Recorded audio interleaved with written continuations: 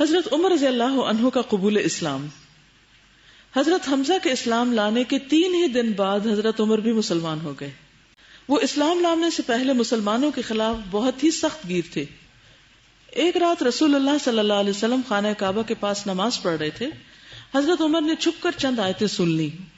ان کے دل میں آیا کہ یہ حق ہے، لیکن اپنے عناد پر قائم رہے، حتیٰ کہ ایک روز رسول اللہ صلی اللہ علیہ وسلم کا کام تمام کرنے کی نیت سے تلوار لے کر نکل پڑے. راستے میں ایک آدمی سے ملاقات ہو گئی. اس نے پوچھا عمر کہاں کا ارادہ ہے؟ بولے محمد کو قتل کرنے جا رہا ہوں. اس نے کہا محمد صلی اللہ علیہ وسلم کو قتل کر کے بنو ہاشم اور بنو زہرہ سے کیسے بچ سکو گے؟ حضرت عمر نے کہا معلوم ہوتا ہے کہ تم بھی بے دین ہو چکے ہو. اس نے کہا عمر حیرت کی بات نہ بتاؤں، تمہارے بہن بہنوئی بھی تمہارا دین چھوڑ چکے ہیں. یہ سن کر حضرت عمر نے شدید غصے کی حالت میں بہن بہنوئی کے گھر کا رخ کیا.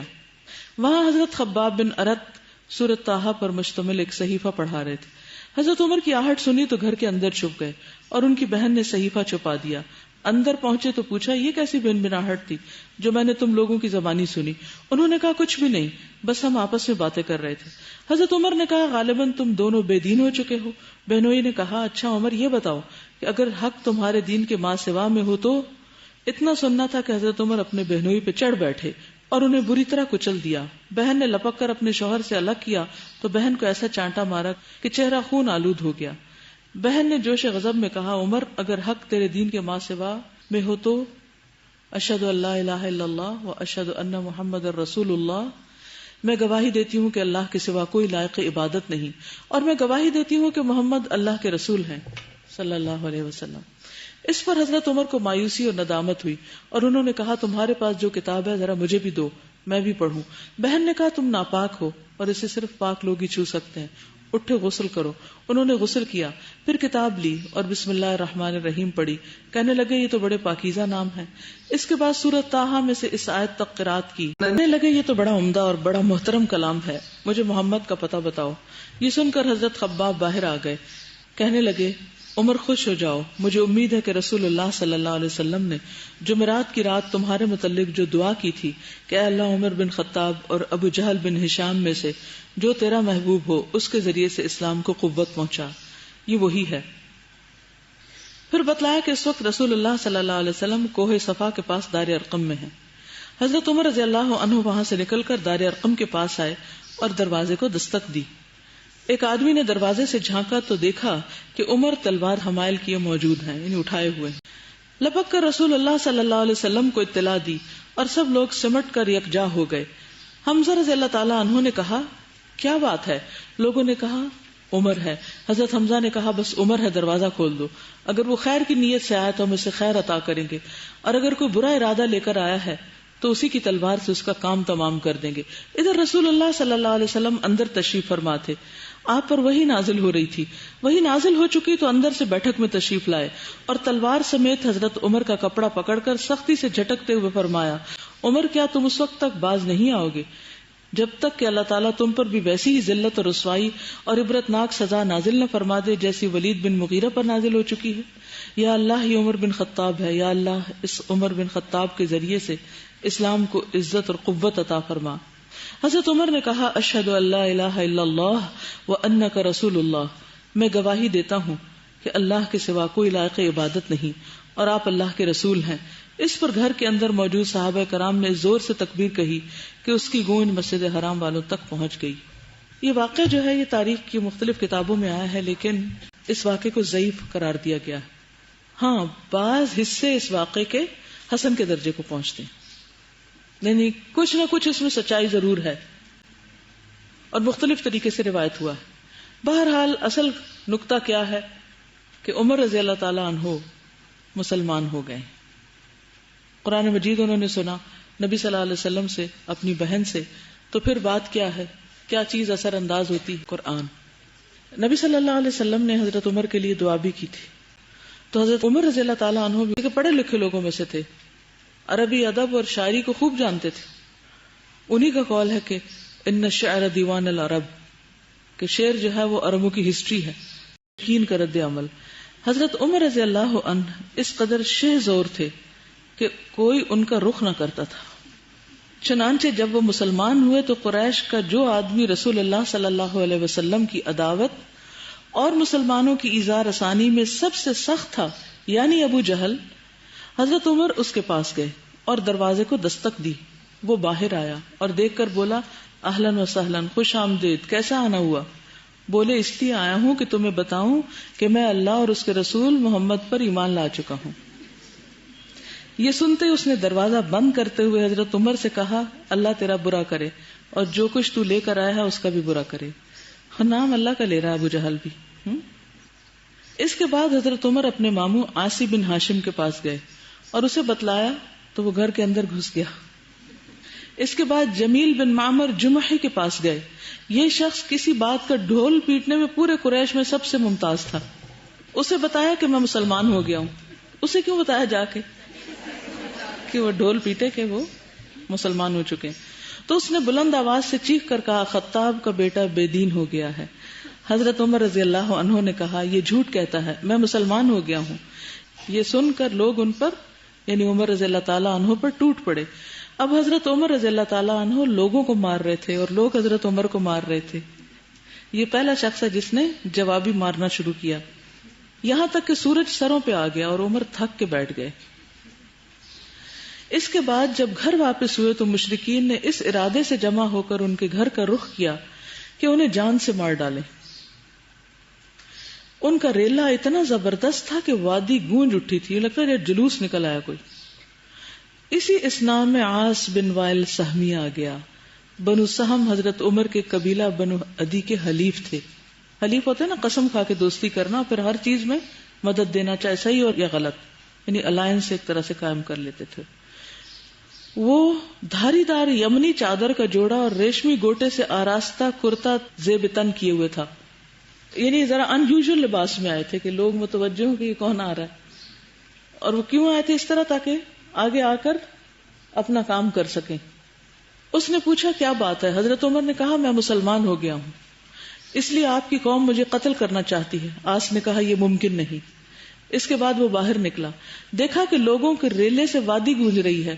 پوچھا کہاں کا ارادہ ہے؟ لوگوں نے کہا یہ خطاب کا بیٹا بے دین ہو گیا ہے. آس نے کہا اس کی طرف کوئی راہ نہیں، یعنی تم اس کا کچھ نہیں بگاڑ سکتے. یہ سنتے ہی لوگ واپس پلٹ گئے.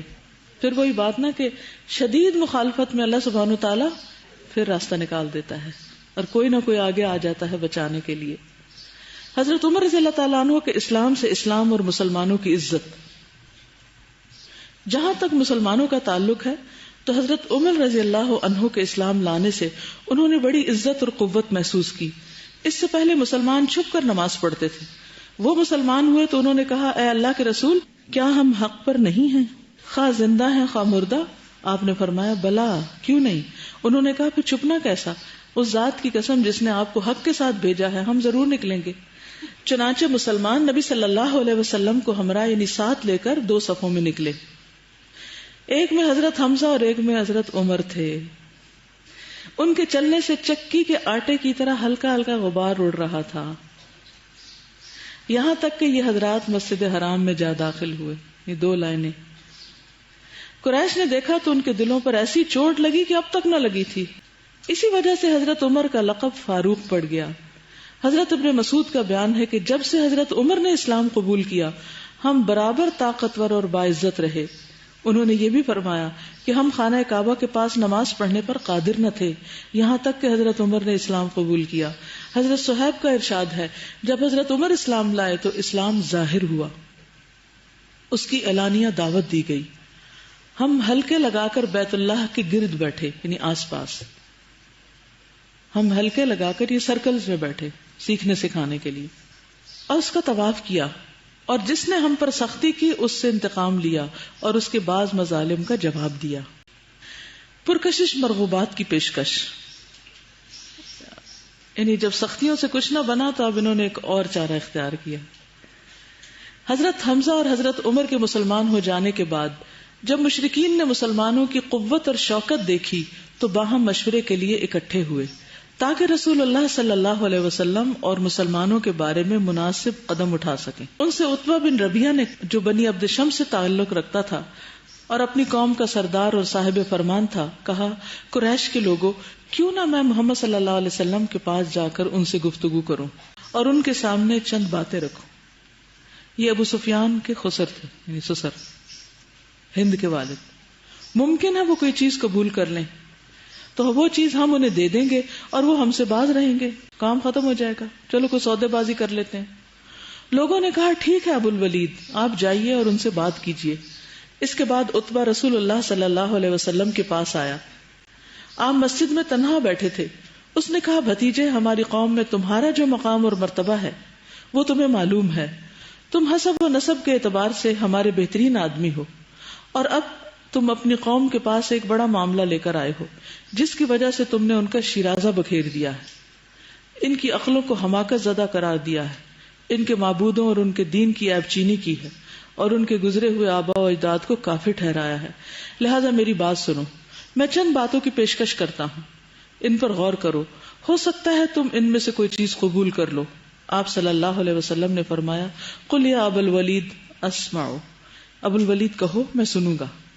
اس نے کہا بھتیجے، یہ معاملہ جسے تم لے کر آئے ہو، اگر اس سے تم چاہتے ہو کہ مال حاصل کرو تو ہم تمہارے لیے اتنا مال جمع کیے دیتے ہیں کہ تم ہم میں سب سے زیادہ مالدار ہو جاؤ، اور اگر تم اعزاز اور مرتبہ حاصل کرنا چاہتے ہو تو ہم تمہیں اپنا سردار بنا لیتے ہیں، یہاں تک کہ تمہارے بغیر کسی معاملے کا فیصلہ نہ کریں گے، اور اگر تم چاہتے ہو کہ بادشاہ بن جاؤ تو ہم تمہیں اپنا بادشاہ بنائے لیتے ہیں، اور اگر تمہارے اندر خواہش نفس ہے تو قریش کی جو عورت چاہو منتخب کر لو، ہم 10 عورتوں سے تمہاری شادی کیے دیتے ہیں، اور یہ جو تمہارے پاس آتا ہے اگر وہ کوئی جن بھوت ہے جسے تم دفع نہیں کر سکتے تو ہم تمہارے لیے اس کا علاج فراہم کیے دیتے ہیں، اور اس پر اتنا مال خرچ کرنے کو تیار ہیں کہ تم شفا یاب ہو جاؤ، کیونکہ کبھی کبھی کوئی جن بھوت انسان پر اس قدر غالب آ جاتا ہے کہ اس کا علاج کرانا پڑتا ہے. اب ایک معزز اور بڑی عمر کا سردار جو ہے وہ آ کر بڑے آرام سے سمجھا رہا ہے. نبی صلی اللہ علیہ وسلم نے فرمایا کیا ابو الولید تم اپنی بات کہہ چکے؟ اس نے کہا ہاں. آپ نے فرمایا فاسمع منی، اب میری بات سنو. اس نے کہا ٹھیک ہے سنوں گا. اس کے بعد رسول اللہ صلی اللہ علیہ وسلم نے یہ آیات تلاوت فرمائی.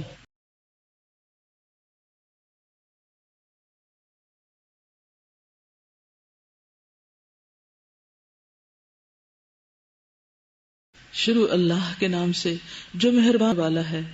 حامیم، یہ رحمان و رحیم کی طرف سے نازل کی ہوئی ایسی کتاب ہے جس کی آیتیں کھول کھول کر بیان کر دی گئی ہیں بزبان عربی قرآن، ان لوگوں کے لیے جو علم رکھتے ہیں، بشارت دینے والا اور ڈرانے والا.